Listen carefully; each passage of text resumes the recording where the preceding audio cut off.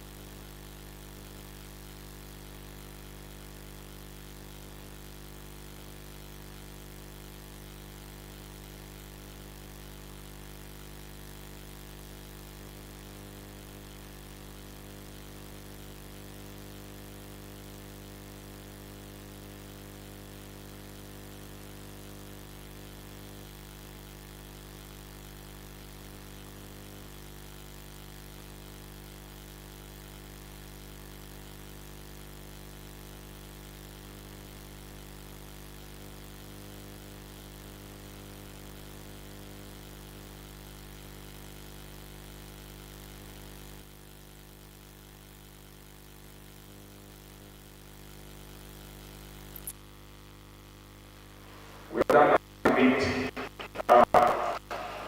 change of program. Supposed to be coming in around 10 o'clock.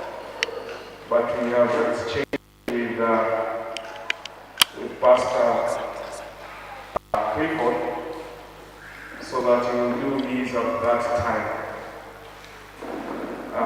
That's why I've come early.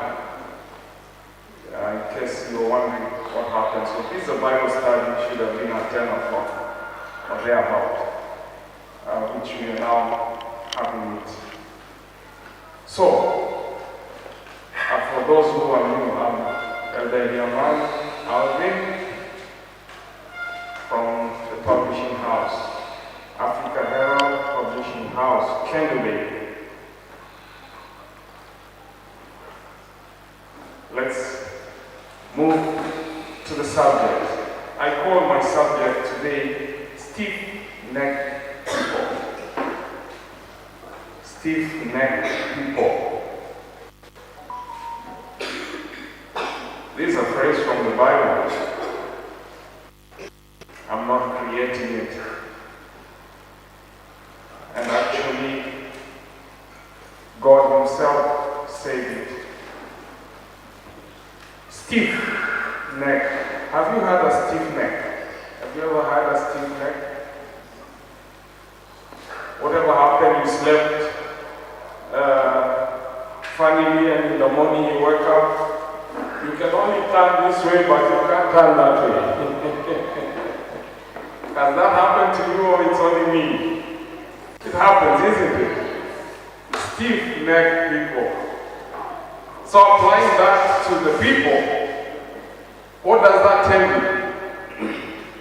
Now those who are new, again, I like engaging, so please feel free to respond.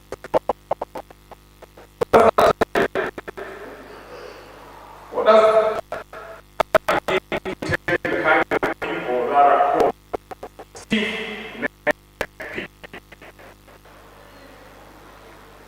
What do you think is their character? I'm saying, I can see you are scratching your head. Yeah, a stiff-necked person, all people. Yes. Stiff-necked people are people who are disobedient, people who are deviant, there were a lot of deviance. Defiance, yes.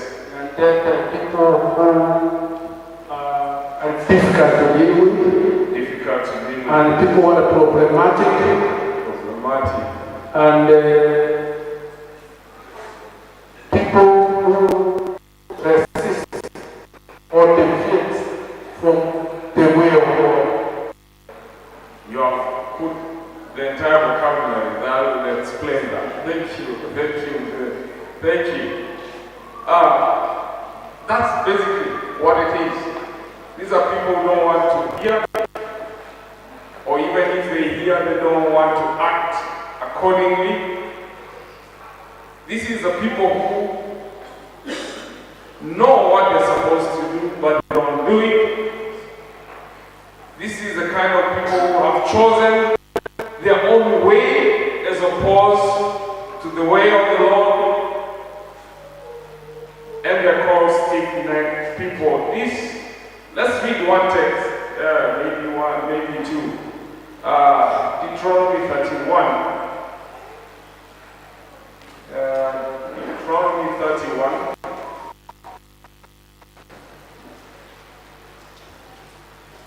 If you are there, verse 26 and 27. If you have it, you can read it for us. 26 and 27. Yes. Let this book of God's law and place it beside the covenant works of the Lord your God, so that it will remain there as witness against you people. 7. I know how stubborn and rebellious they are.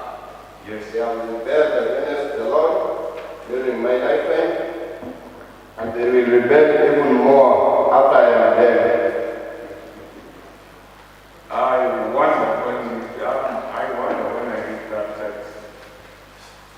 Who was saying this? Whose words? Moses. Basically, isn't it? He wants to make the people know the kind of path they have taken. He described them the same way that God would describe them in Exodus 33:5. Please read.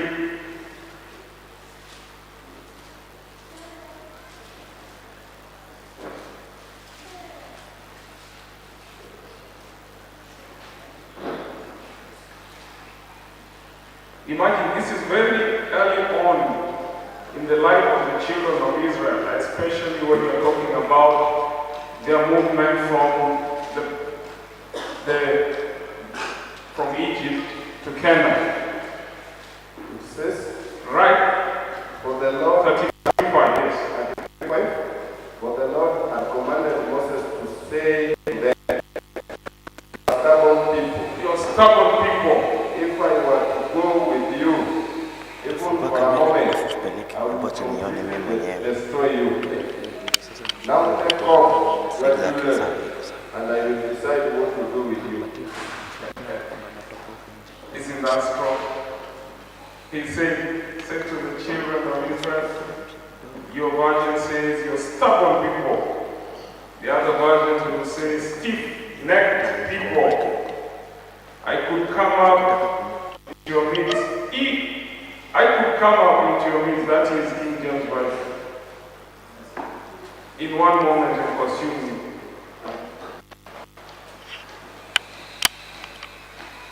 God is describing a people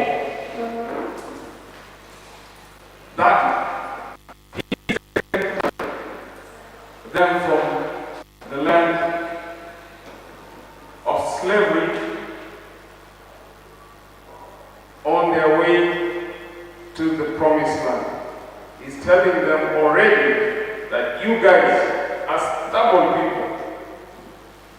Pastor was telling us the other day, these people, they want to go back. They wanted freedom, but when the freedom came,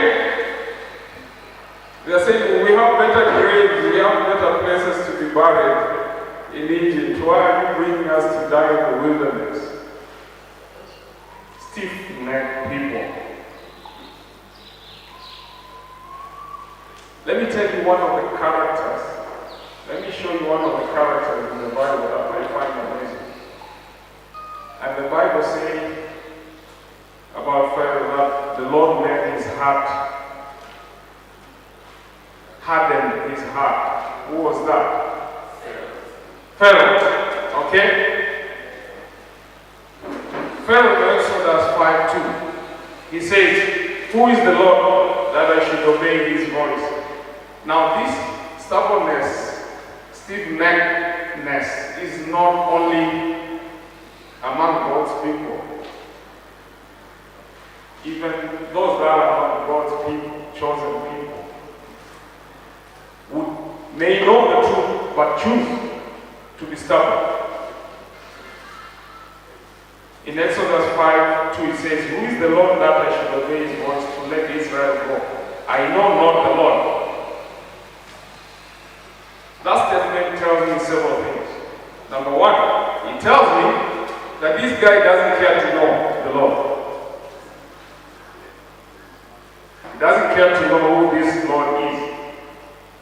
Because he doesn't say, can you tell me who that Lord you're calling is? He doesn't ask for information.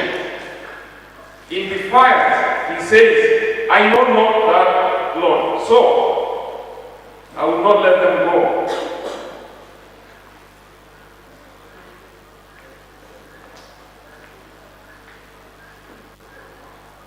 Who is this God?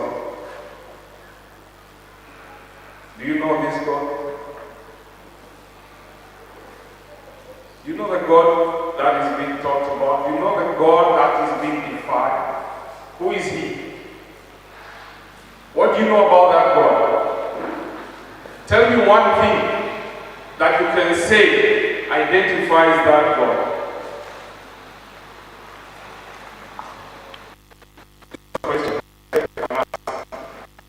One thing that you expect, you can describe this God with. I believe it's the God you worship. One word or two words, right? Yes. The God that I can say from here, the God who sees our misery and hears our cry. That is why he's telling the Israelites that I have seen your misery and I have heard your cry. I've heard your cry. This is a God who listens. Okay, thank you. Another one. Who is this God that I worship? Yes. This is a God who has loved again. God who loves. A loving God. Yes. He takes the Israelites while they are in captivity. And even though you err, I still love you. And visit you when 70 years are over. I'll come and be the Lord who hears, the Lord who loves us. What kind of God is this to you? Yes, my sister.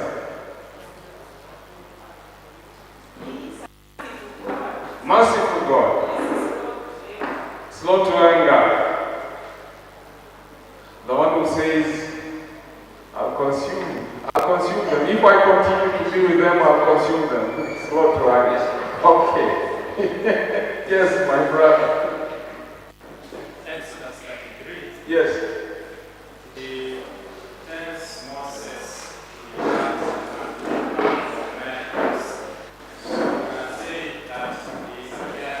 Is it a caring God? Okay. Caring God. Thank you, Pastor. Who is this God? I would say he is a everlasting God who was, who is to come. Without whom no one can compare. Thank you. Who was, who is, and who is to come. The revelation was in the what?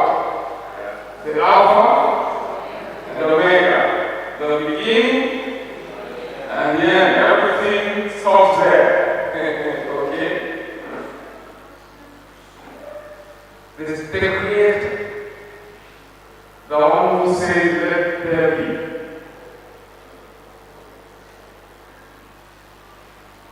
In other places, the Bible has called him the I am. God told Moses, if they ask you, If anyone wants to know who I am, tell him, there I am. There I am. Jehovah, Yahweh, King of Kings, Redeemer. Okay? You give him all the names, the Almighty God. That's the one someone would say, who is that God?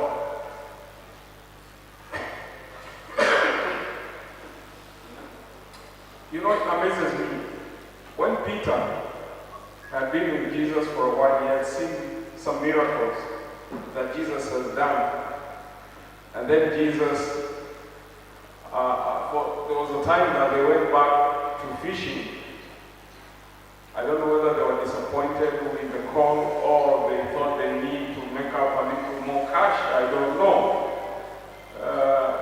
But there was a time halfway they went back to fishing, and they did fishing and they did get lucky. You remember that story? And when Jesus comes and tells them, in the morning he finds them there, he tells them what? Cast your net on the other side. What is the answer of Peter? Master, we have told the whole night. Look, we got nothing. But because God says so, we don't want to be defiled. But was that a willing heart? Shingopan, simple. But for me, Yes, Pastor. I'm not. Come. I think, let me, Give me my mind, please. let me have myself. How much on Peter? Yes.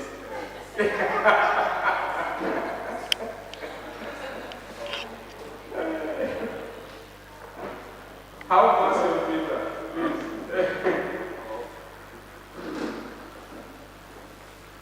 For me, every time I go through that, I see Peter saying, but because you are faith, I will let down the net. And coupled with the response of Peter when now the net is full. Yes. For me, Peter is not the fire. Peter is saying, I know who's talking. I know who's talking. The person telling me to cast the net, you know, Yes. he get anything. The one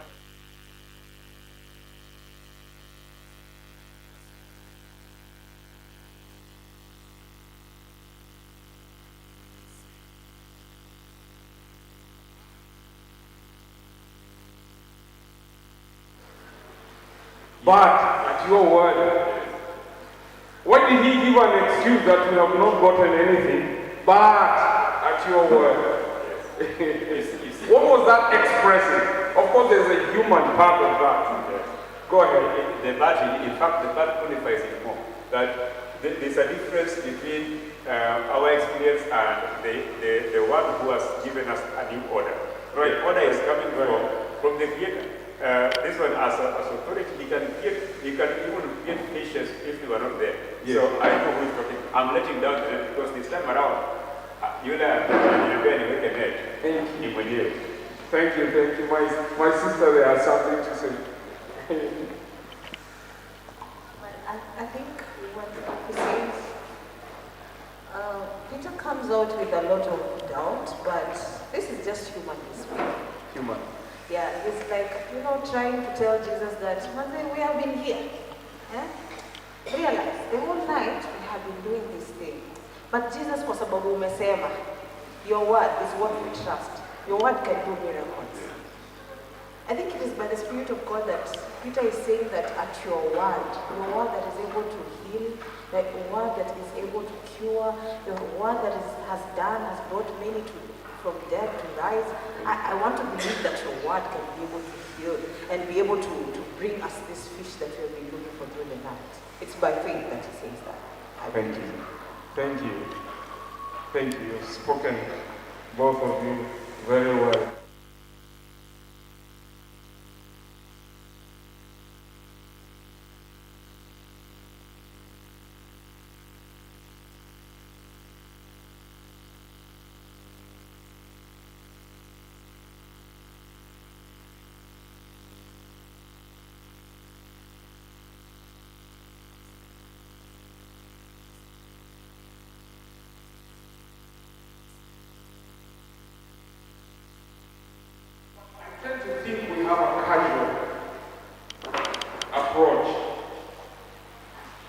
to the way we acknowledge God. We acknowledge God with, with half convictions. Yet this is an all-powerful God. We respond to God as if God has limitations. You see, even when we are faced with problems, somebody is so sick, somebody, your beloved is so sick, you have tried everything you can and you cannot see. Sometimes we are tempted to go out of our way to do something that on our own clear mind we won't do. Why? Because we trust that God has reached his limit. So it's time for something else to take place. Someone else or some other power to take over. We deal with God as if he has not proved himself worthy or adequate in our lives.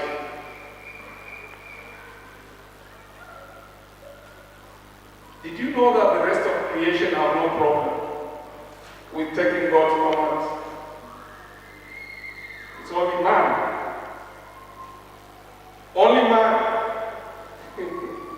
Only man. Jeremiah 8:7 says, yeah, the stork in the heaven knoweth her appointed time, and the turtle and the crane and the swallow observe the time of their coming. But my people know not judgment of the Lord. We don't know. Who is supposed to know? Who is supposed to know? Who is supposed to know God better? Between you and the dog.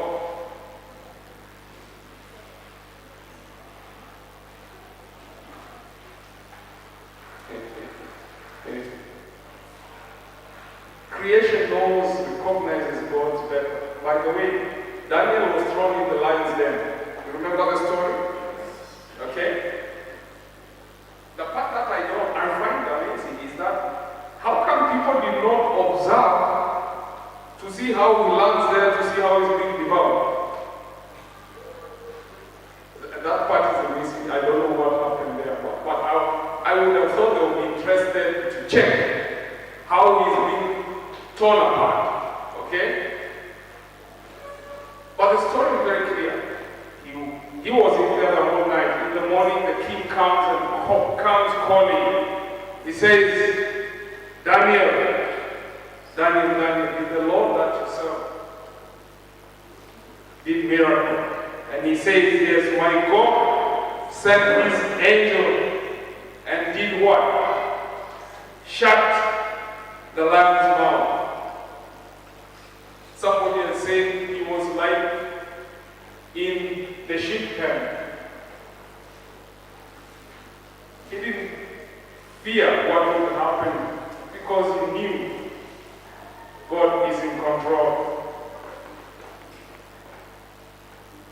Creation of God listens to God and obeys. It's the same thing with John. You know John? What happened to the sea?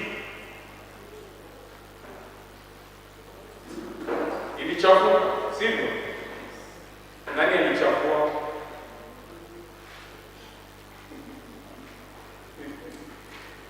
But the Lord set a great wind. That's what it says in Jonah 1:4. Great wind on the sea, and there was a mighty tempest. The same one who says, peace be still. Peace be still.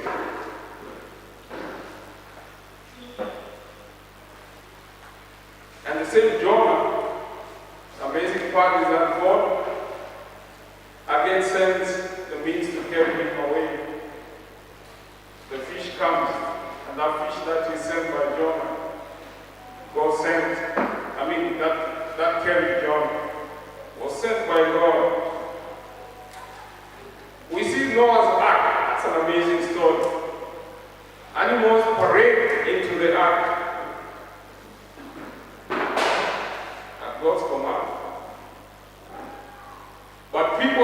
outside there and they don't want to get in. People just they don't want to get in. Even after observing that amazing parade, they still don't think there's anything big deal in that. I think with me, I'm just thinking, that would have been enough to convince me that there is something. I don't know. I don't know. Maybe if I was living in those days, I would think different. So creation is obedient to God, but man, the intelligent being, refuses to listen to God. And God is asking in Exodus 16:28, somebody can read that. Exodus 16:28. Listen to that question.